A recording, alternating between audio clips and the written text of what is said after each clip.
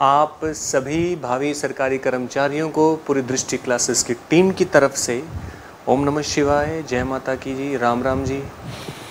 सभी स्वस्थ हो जी? मानसिक स्थिति बढ़िया सबकी?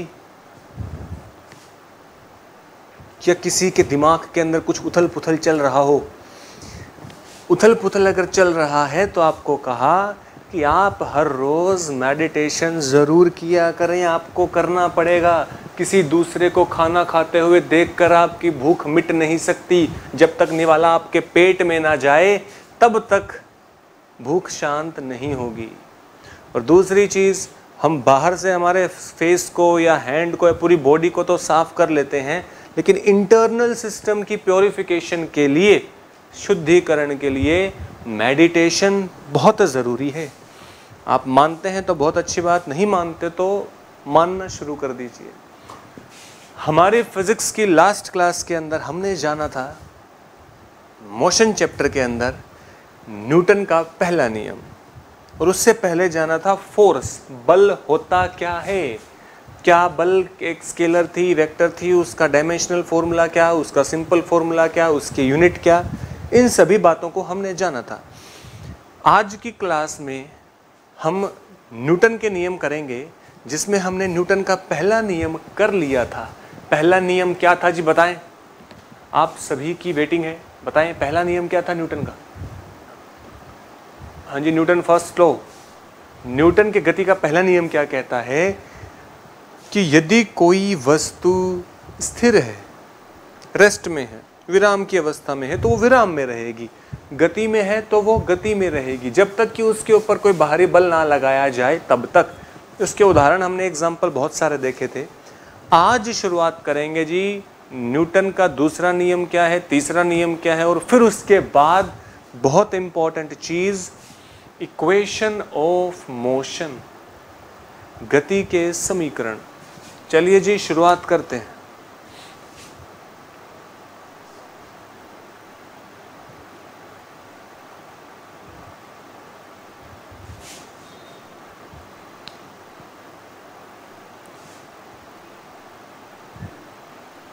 Newton's second law of motion, Newton के गति का दूसरा नियम कहता क्या है जी? देखो, किसी भी वस्तु पर लगाया गया बल, means force applied on body,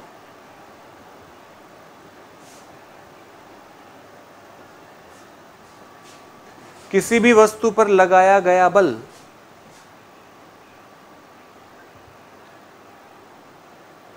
किसी भी वस्तु पर लगाया गया बल वो बराबर होगा जी rate of change of momentum of that body, उस वस्तु के संवेग में कितना बदलाव आ रहा है और किस दर से आ रहा है।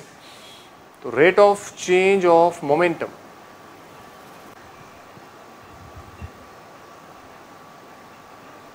अर्थात संवेग में बदलाव की दर।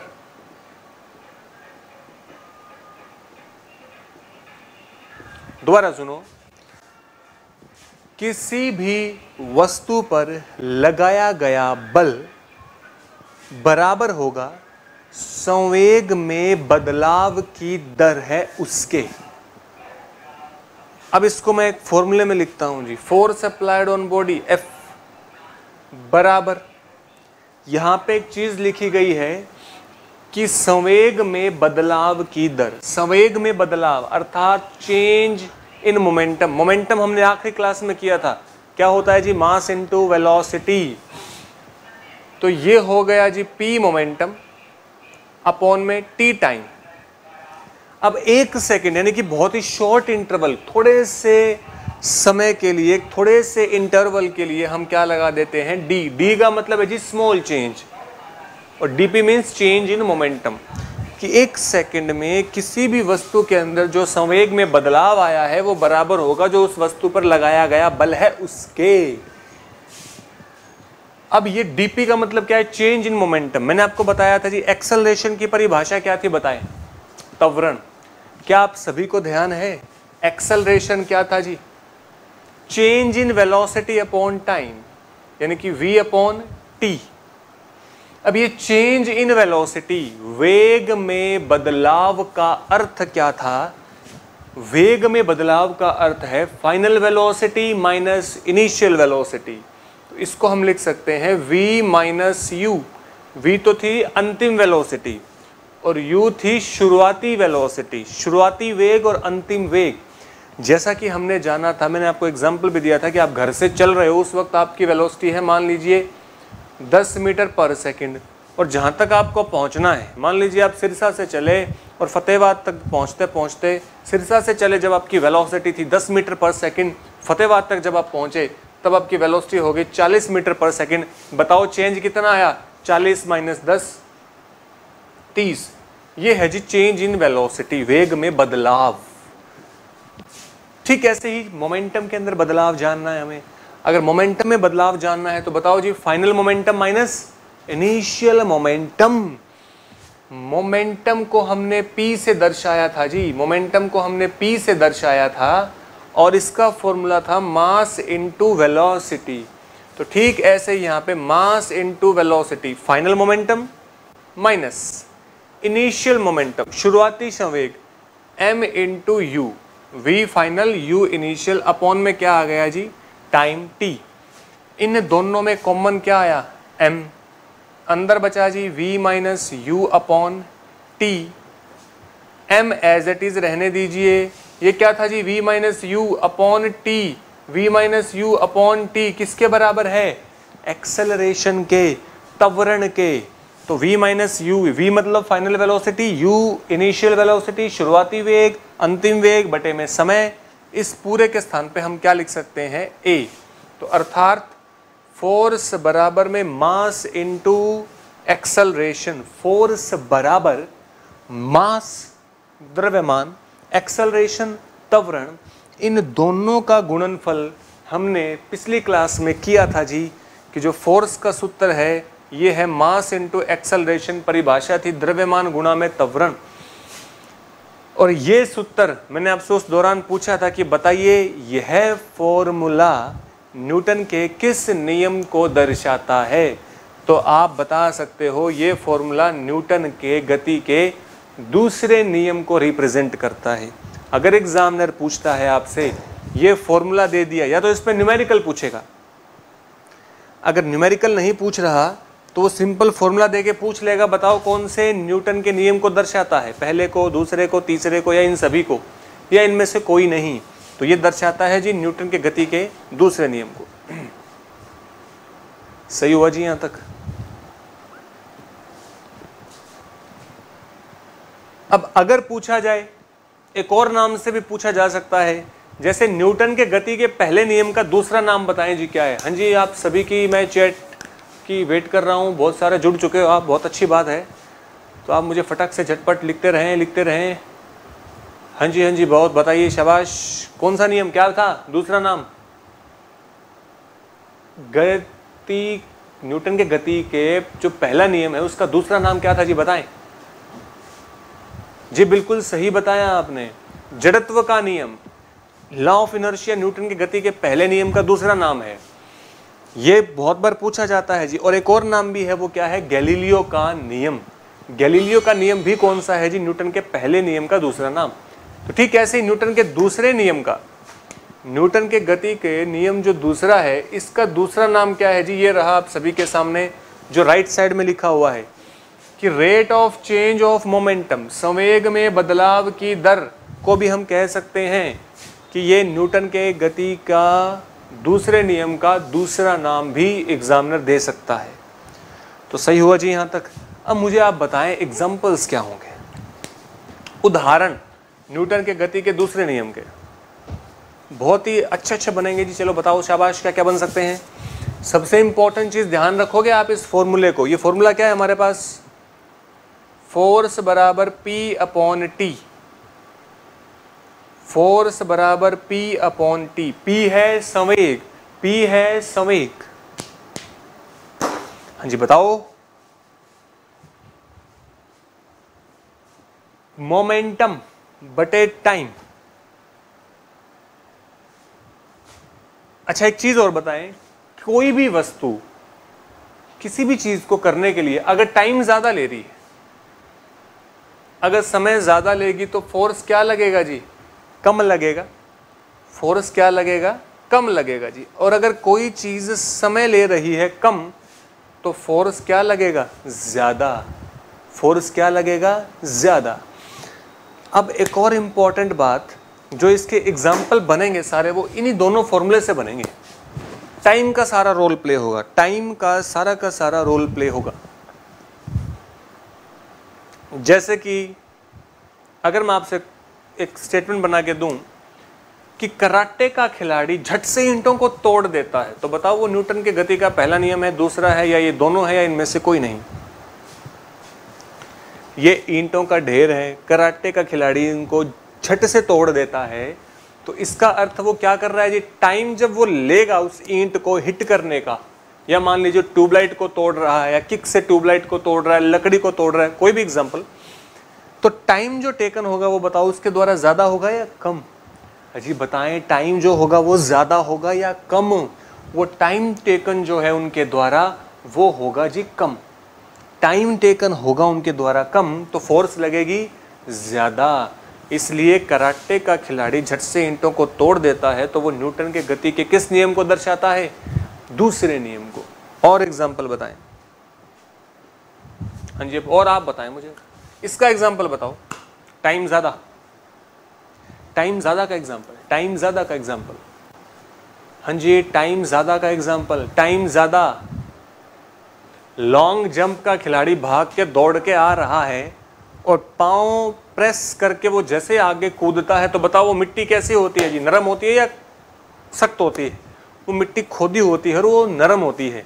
जैसे वो कूदेगा, जैसे उसके पांव उस मिट्टी में प्रेस करेंगे तो वो धसेंगे। अगर वो पांव धसेंगे तो टाइम टेकन क्या होगा उसके द्वारा? ज्यादा बढ़ जाएगा। अगर टाइम बढ़ जाएगा तो फोर्स जो लगेगी उसके पांव पे वो ना के समान या बहुत ही कम, तो इसलिए वो मिट्टी खोदी होती है। या आप देखते हो हाई जंप का खिलाड़ी है, वो कूदता है दूसरी तरफ, तो एक गद्दा रखा होता है जी काफी बड़ा सा, वो उसमें जैसे ही गिरेगा तो उसका शरीर क्या होगा? उसमें थोड़ा सा धसेगा। अगर शरीर धसेगा तो टाइम बढ़ेगा। अगर टाइम बढ़ेगा तो फोर्स क्या होगा? कम होगा। तो ये हमारे न्यूटन के गति के क्या हैं जी? दूसरे नियम के एग्जाम्पल्स हैं। और बताओ। हाँ जी, और बताएं। अजी ढक्कनों को चलाओ, इनको खोल के रखो, जो जंग लगा हुआ है उसकी पॉलिशिंग करते चलो। दिमाग को जितना चलाओगे उतना ज़्यादा शानदार, मज़ेदार और जानदार बन के आपके सामने आएगा जी। टाइम ज़्यादा लिया जा रहा है, ये एग्जाम्पल हमने जान लिया। टाइम कम लिया जा रहा है, ये एग्जाम्पल भी हमने जान लिया।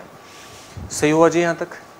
तो ये क्या थे? हमारे न्यूटन के गति के दूसरे नियम के एग्जाम्पल। चलें जी आगे। अच्छा, टाइम से याद आ गया कि जब मैं स्कूलिंग करता था तो मेरा एक मित्र था, उनका नाम तो आपको क्या बताएं।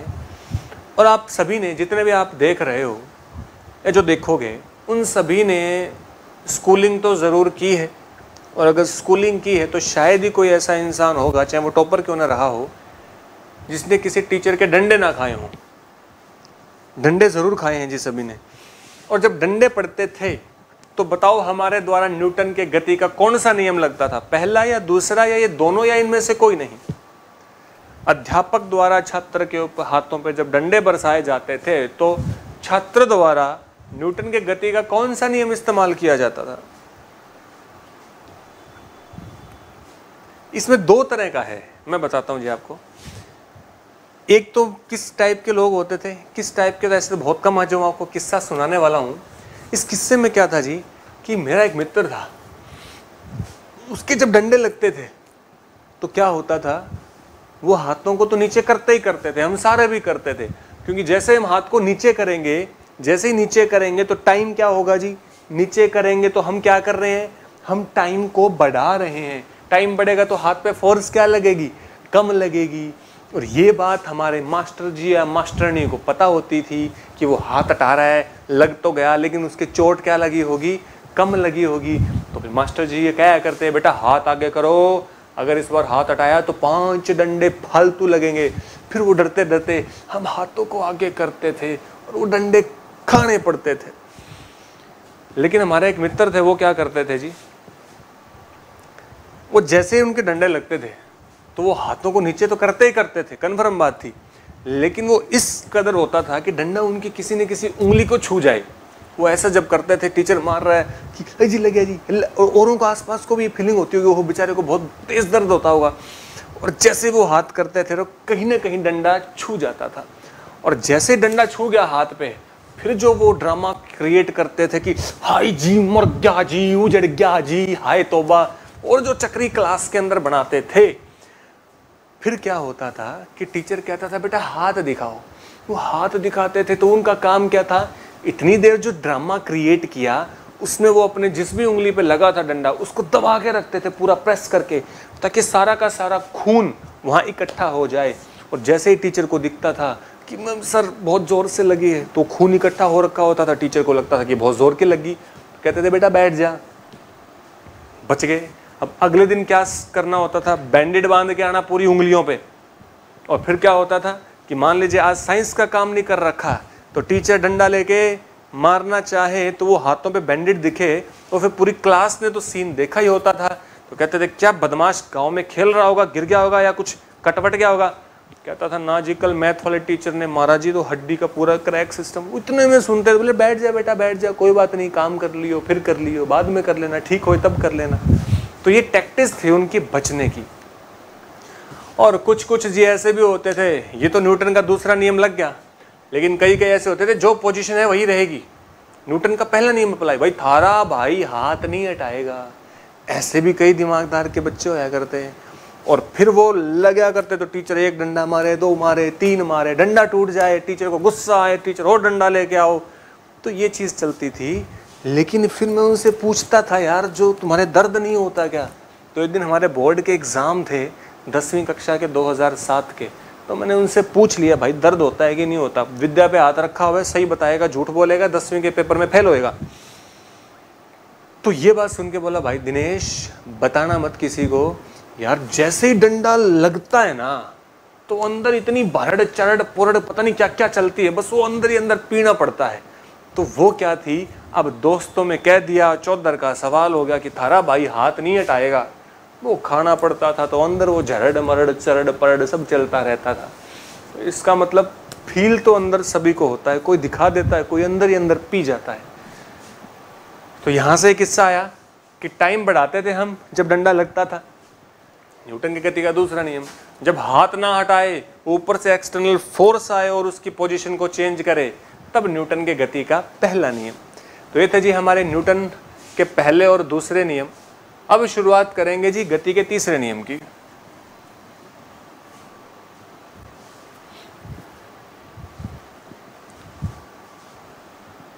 गुड मॉर्निंग, आदाब, ओम नमः शिवाय, जय माता की। बिल्कुल जी सभी जुड़ चुके हो आप। हाँ जी, न्यूटन के गति का दूसरा नियम हो चुका है, तीसरा नियम शुरू करेंगे अभी, third law, Newton's third law of motion. Newton के गति का तीसरा नियम क्या कहता है जी, हर क्रिया के लिए, हर क्रिया के लिए समान रूप से एवं, ये नेगेटिव का मतलब क्या है जी, नेगेटिव कोई वैल्यू नहीं है, ये डायरेक्शन को बता रहा है, दिशा को बता रहा है।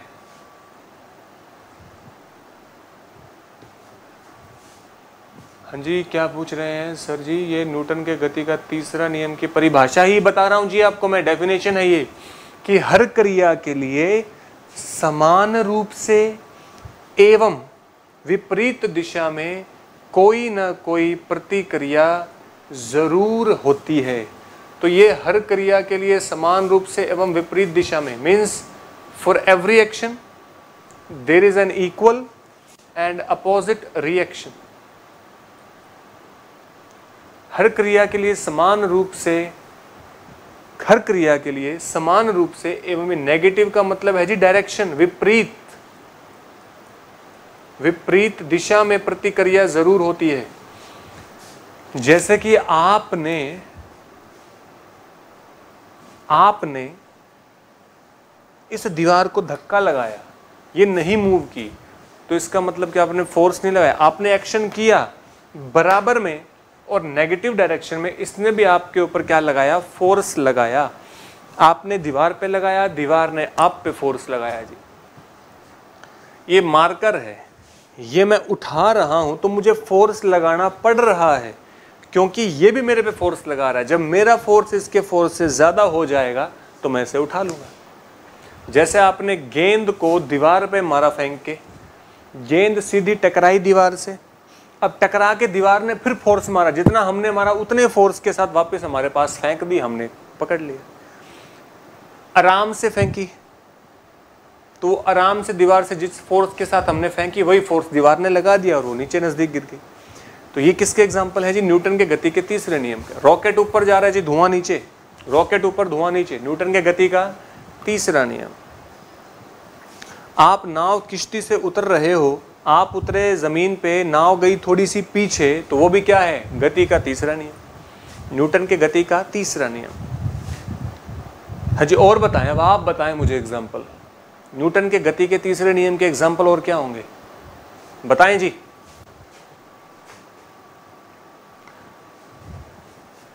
बंदूक की गोली, जब हमने बंदूक को प्रेस किया और बंदूक से निकली गोली तो गई आगे की तरफ और झटका लगा बंदूक द्वारा पीछे की तरफ, झटका लगा पीछे की तरफ, तो ये क्या है जी, गोली आगे झटका पीछे, गन रिकॉइल कर रही है, न्यूटन के गति का तीसरा नियम। समझ पा रहे हो जी? हाँ जी। जैसे हम वॉक कर रहे हैं ग्राउंड पे, तो हमारा जो पाँव है वो ग्राउंड को प्रेस कर रहा है जी, हमारा पाँव ग्राउंड को प्रेस कर रहा है पीछे की तरफ और ग्राउंड हमें फोर्स लगा रहा है फॉरवर्ड की तरफ। हमने ग्राउंड को प्रेस किया पीछे की तरफ और हम पहुंचे आगे की तरफ। तो ये भी क्या है जी, न्यूटन के गति का तीसरा नियम।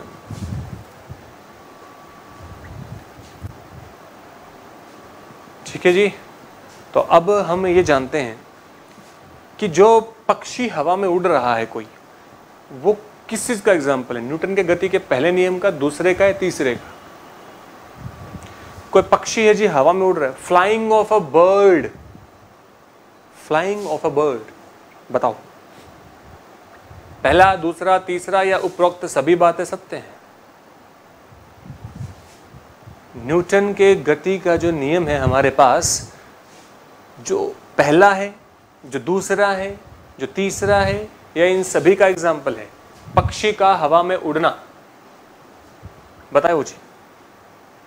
न्यूटन के गति का वो तीसरे नियम का एग्जाम्पल है, क्योंकि फ्लाइंग ऑफ अ बर्ड, वो अपने पंखों को नीचे कर रहा है और हवा उसे ऊपर भेज रही है, पंखों को नीचे मार रहा है, हवा उसे ऊपर भेज रही है। तो एक्शन और रिएक्शन, समझ पा रहे हो जी? अब इसी का एक और नाम भी आ सकता है, Newton's third law of motion का दूसरा नाम हम कह सकते हैं law of conservation of momentum. अर्थात मोमेंटम को हम जान ही चुके हैं जी, तो संवेग के संरक्षण का नियम, जिसमें कोई चीज खत्म नहीं होती, बस कंजर्व्ड हो जाती है। जैसे ऊर्जा के संरक्षण का नियम क्या है, ऊर्जा न बनती है न खत्म होती है, बल्कि एक अवस्था से दूसरी अवस्था में बदलती रहती है। तो ठीक ऐसे ही ये एक्शन और रिएक्शन बराबर में होते रहेंगे तो ट्रांसफर होता रहेगा जी, उसी के अंदर कंजर्व होता रहेगा। तो ये क्या है, न्यूटन के गति के तीसरे नियम का एक और नाम है कि this law is also known as law of conservation of momentum.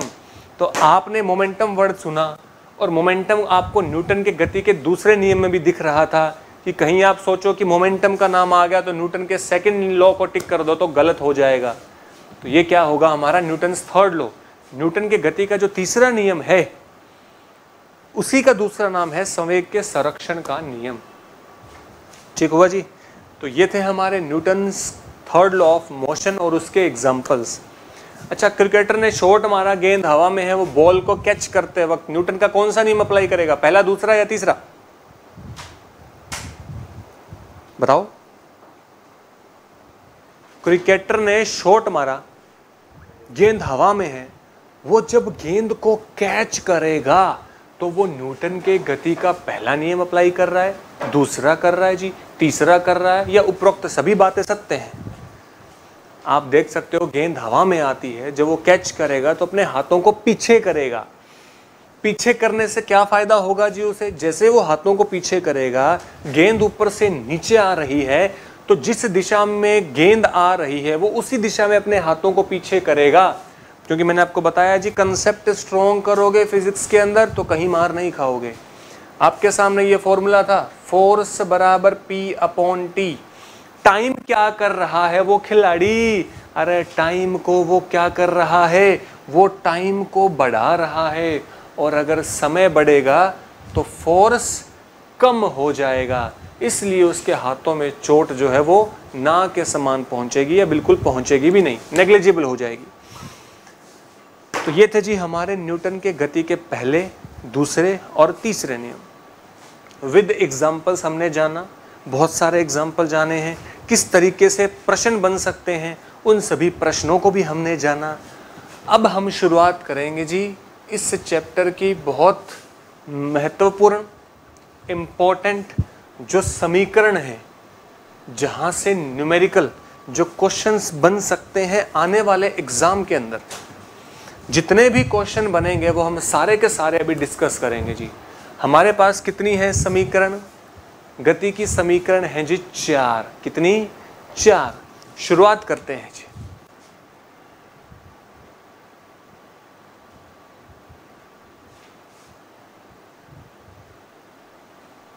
Equation of motion, गति के समीकरण। फर्स्ट इक्वेशन ऑफ मोशन, गति की पहली समीकरण क्या होगी? गति की पहली समीकरण। अब गति की कुल कितनी समीकरण है जी? हमारे पास 4 हैं।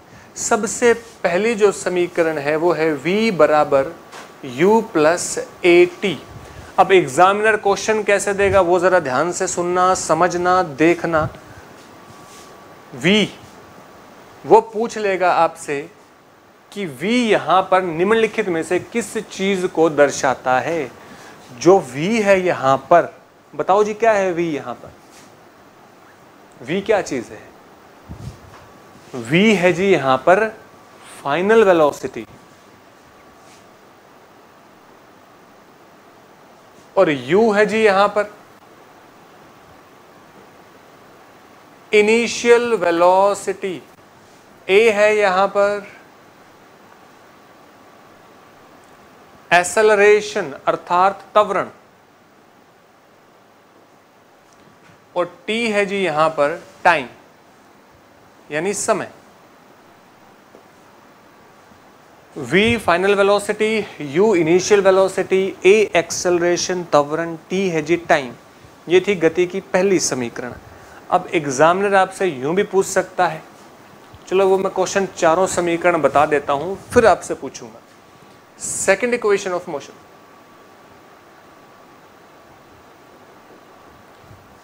गति की दूसरी समीकरण क्या होगी? पहली समीकरण क्या बनी हमारे पास?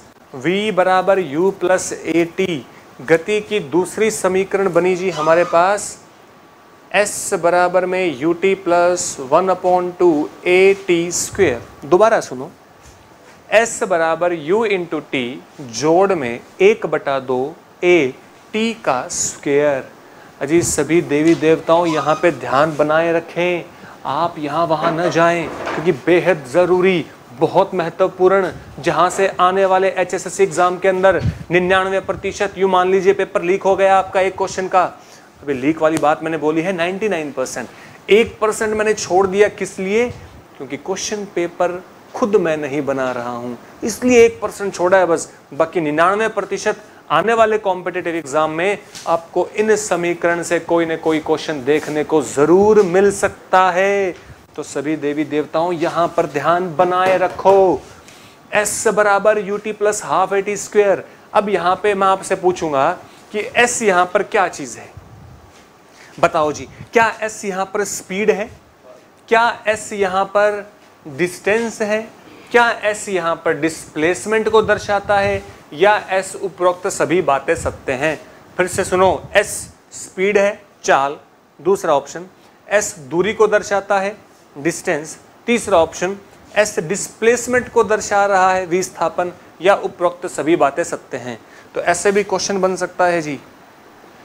तो s दर्शाता है डिस्प्लेसमेंट को, क्योंकि s सोचेंगे हम कि ये स्पीड ही होगी, अगर तुक्का मारना होगा तो, और वो हो जाएगा जी गलत। तो s यहां पर क्या चीज है, s है जी डिस्प्लेसमेंट, विस्थापन। सेकेंड इक्वेशन ऑफ मोशन के अंदर s विस्थापन, u इनिशियल वेलोसिटी शुरुआती वेग, t समय, a एक्सेलरेशन त्वरण। अगली इक्वेशन है जी थर्ड इक्वेशन ऑफ मोशन। ये दूसरी इक्वेशन हमारे पास हुई, ये पहली इक्वेशन हमारे पास थी, और अब है जी तीसरी इक्वेशन, v स्क्वायर बराबर में u स्क्वायर प्लस 2as। तीसरी इक्वेशन है जी हमारे पास v स्क्वायर बराबर u square plus 2as। v final velocity, u initial velocity, a acceleration. s क्या चीज होगी बताएं। s अभी अभी हम सभी ने जाना, s है यहां पर भी डिस्प्लेसमेंट अर्थात विस्थापन। ये थी जी हमारी तीसरी इक्वेशन।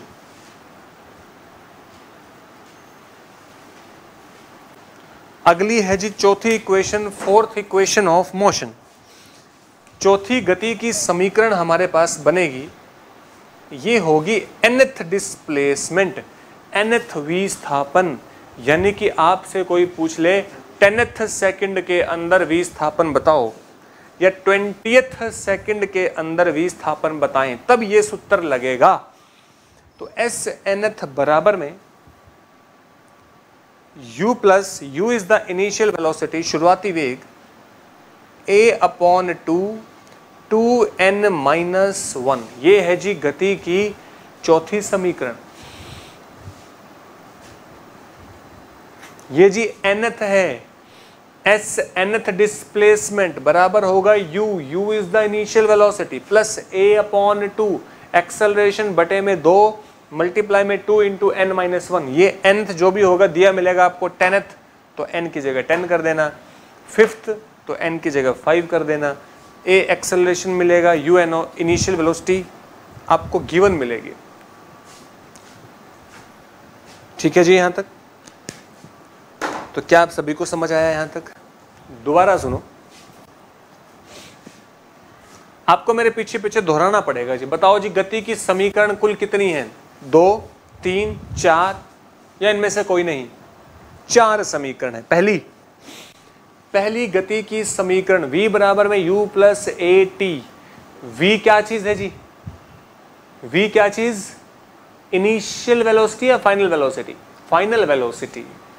u क्या चीज? Initial velocity. a क्या चीज? एक्सेलरेशन। t समय। दूसरी समीकरण s डिस्प्लेसमेंट विस्थापन, ut plus 1/2 a t square. Third v square बराबर u square plus 2as। Fourth s nth बराबर u plus a/2 into 2n minus 1। अब आपसे एग्जामिनर ऐसा भी पूछ सकता है कि निम्नलिखित में से वह कौन सी राशि है जो उपरोक्त चारों की चारों समीकरण में आती है, जो चारों समीकरणों में आती है। जैसे मान लीजिए ऑप्शन पहला दिया एक्सेलरेशन, टाइम, इनिशियल वेलोसिटी या फाइनल वेलोसिटी। क्वेश्चन बना के आपको दिया जी निम्नलिखित में से वह कौन सी राशि है जो चारों समीकरण में प्रयोग होती है। पहला ऑप्शन, दूसरा, तीसरा, चौथा। पहला एक्सेलरेशन, दूसरा टाइम, तीसरा इनिशियल वेलोसिटी, चौथा फाइनल वेलोसिटी। देखो जी पहले ऑप्शन में क्या एक्सेलरेशन है। दूसरी समीकरण में एक्सेलरेशन है, तीसरी में भी है और चौथी में भी है। क्या टाइम है जी सभी में? चौथी में नहीं है जी टाइम, तीसरी में भी नहीं है टाइम, दूसरी में है, पहली में है। तो इसका मतलब क्या u है सभी में? u u u और u, ये भी है जी। क्या v है सभी में? v यहाँ नहीं है, यहाँ है और यहाँ भी नहीं है, तो दो में v है। इसका मतलब सॉल्यूशन क्या हो जाएगा? इनिशियल वेलोसिटी और एक्सेलरेशन ये दोनों के दोनों हैं जो चारों समीकरण में आते हैं। तो ऐसा भी एग्जामिनर क्वेश्चन बना सकता है, ऐसा भी एग्जामिनर क्वेश्चन में बना सकता है। ठीक हुआ जी। तो ये हमारे पास 4 समीकरण हुई और इनके आधार पर जिस प्रकार के क्वेश्चन बन सकते हैं वो मैंने आपको बताया। अगली क्लास के अंदर मैं आपको कराऊंगा कि इसके आधार पर न्यूमेरिकल्स कैसे निकलेंगे। तो ये बेसिक था जी हमारा। अगली क्लास में इस चारों समीकरण के ऊपर हम क्या करेंगे? केवल और केवल न्यूमेरिकल्स। तो यहां पर हम 2 छोटे टॉपिक और करेंगे जिसमें होगा सेंट्रीपिटल फोर्स और सेंट्रीफ्यूगल फोर्स। तो यहां से चलें आगे। आप सभी की इजाजत हो, किसी को कोई क्वेश्चन किसी भी तरह का? चलते हैं जी।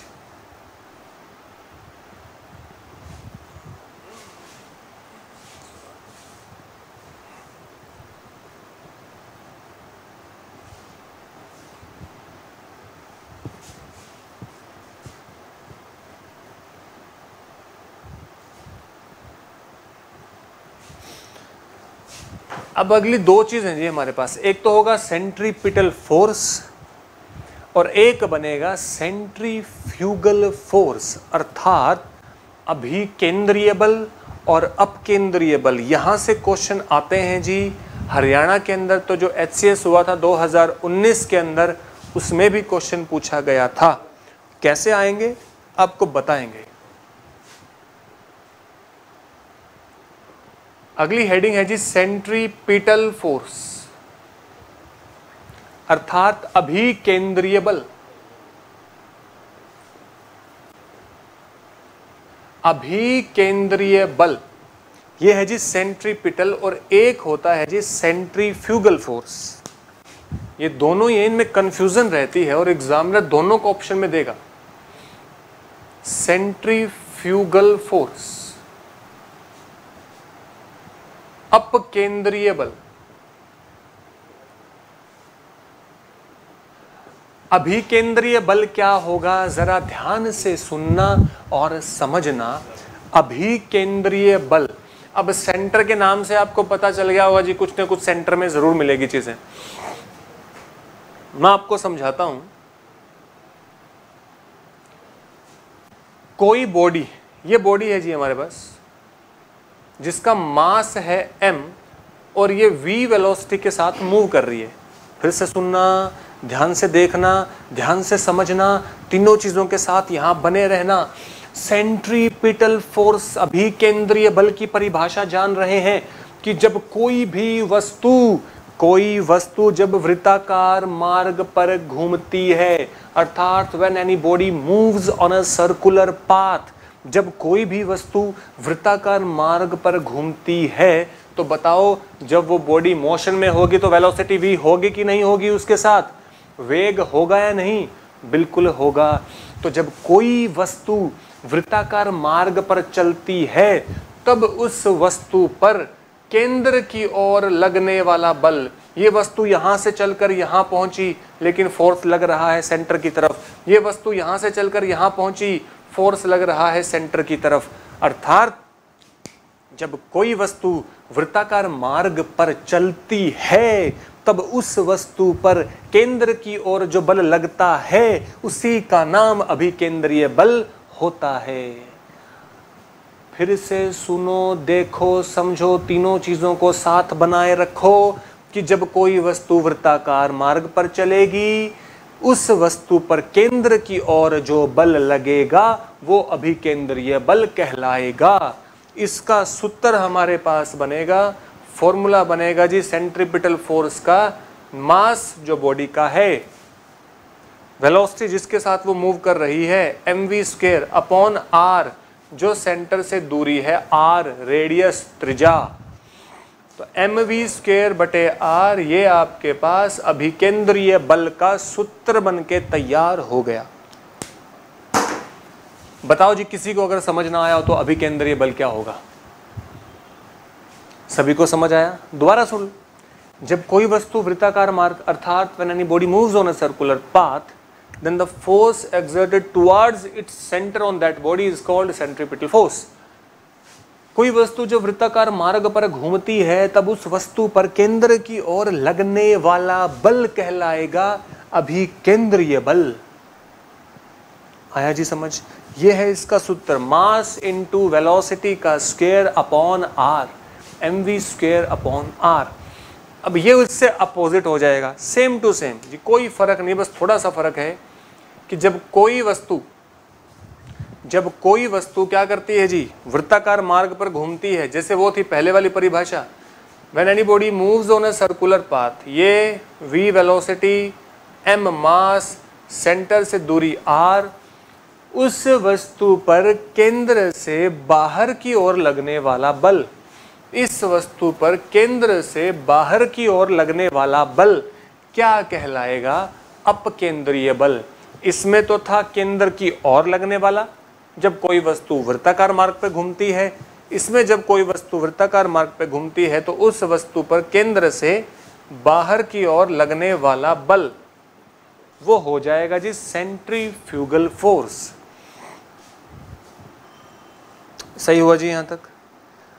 अब इन दोनों में से एक झूठा बल भी है, स्यूडो फोर्स जिसे हम कहते हैं। रिपीट करना सर? बिल्कुल करेंगे जी रिपीट, आप बस बने रहो, आप तीनों चीजों के साथ बने रहो। आपका देखना यहां पे हो, आपका सुनना यहां पर हो, आपका समझना भी यहां पर होगा, तब जरूर समझ आएगा। मैं फिर से रिपीट करता हूं, सेंट्रीपिटल फोर्स, अभिकेंद्रीय बल। जब कोई वस्तु कैसे मार्ग पे घूम रही है जी? Circular path. जब कोई वस्तु वृत्ताकार मार्ग पर घूमती है तब उस वस्तु पर जो बल लगेगा वो केंद्र की ओर जब लगेगा, उस वस्तु के द्वारा जब केंद्र की ओर बल लगेगा और वो महसूस होगा तो वो कौन सा कहलाएगा? अभिकेंद्रीय बल, centripetal force, mv² upon r। अपकेंद्रीय बल, जब कोई वस्तु वृत्ताकार मार्ग पर घूमती है तब उस वस्तु पर केंद्र से बाहर की ओर जो बल लगेगा वो कौन सा कहलाएगा? Centrifugal force. एग्जाम्पल बताता हूं आपको और अच्छे से क्लियर होंगे। सेंट्रीफ्यूगल फोर्स झूठा फोर्स होगा, बिल्कुल सत्य बात है ये। सेंट्रीफ्यूगल फोर्स ही जो है ये झूठा बल भी है, इसलिए इसको स्यूडो फोर्स भी कहते हैं, इसको झूठा बल भी कहते हैं, सेंट्रीफ्यूगल फोर्स को, क्योंकि वास्तविकता में कोई फोर्स है नहीं, बस केवल महसूस किया जाता है। सुनो, सेंट्रीफ्यूगल फोर्स, आप बस में बैठे हो और बस में आप जा रहे हो, बस ने अचानक से लेफ्ट टर्न लिया, बस बाईं ओर मुड़ी, आप बस में खड़े हो, तो बताओ आप भी बाईं तरफ जाओगे या बस जिस दिशा में मुड़ रही है उसके दूसरी तरफ? जैसे ही बस बाईं तरफ मुड़ेगी तो आप दाईं तरफ गिरोगे, और जैसे ही बस दाईं तरफ टर्न लेगी तो आप लेफ्ट की तरफ यानी बाएं ओर गिरोगे। तो आपकी बॉडी के ऊपर कोई फोर्स लगा नहीं, वो केवल महसूस किया गया था। वो कौन सा फोर्स था? अपकेंद्रीय बल। जो वॉशिंग मशीन होती है,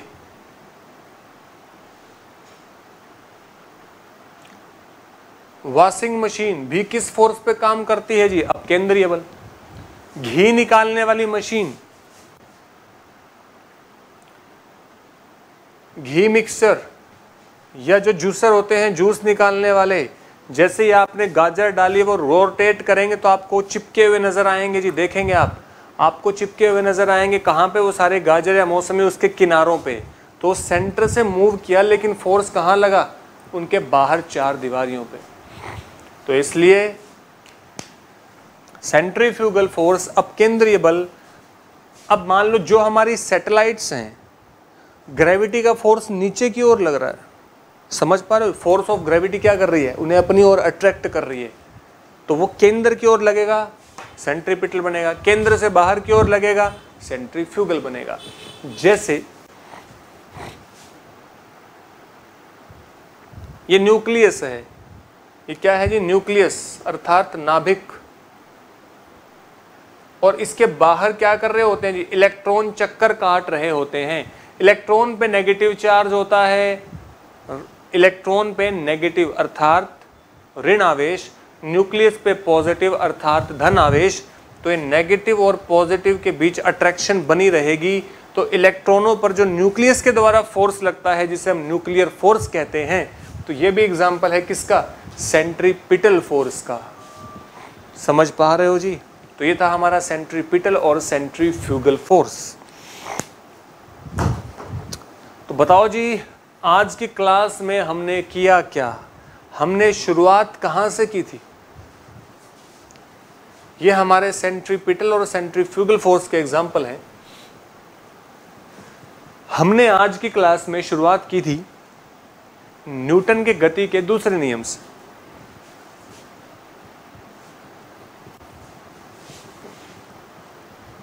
न्यूटन के गति का दूसरा नियम हमने जाना। फिर उसके बाद में हमने न्यूटन के गति के दूसरे नियम के एग्जाम्पल जाने, उसका दूसरा नाम जाना। फिर उसके बाद न्यूटन के गति का तीसरा नियम जाना, उसका दूसरा नियम नाम जाना, उसके उदाहरण जाने। फिर उसके बाद में हमने गति के 4 समीकरण जाने। बताओ जी, पहली क्या थी? v बराबर यू प्लस AT, s बराबर UT plus half AT square, v square बराबर यू स्क्वायर प्लस 2AS। और चौथी है SNF बराबर u प्लस A/2 × 2n-1।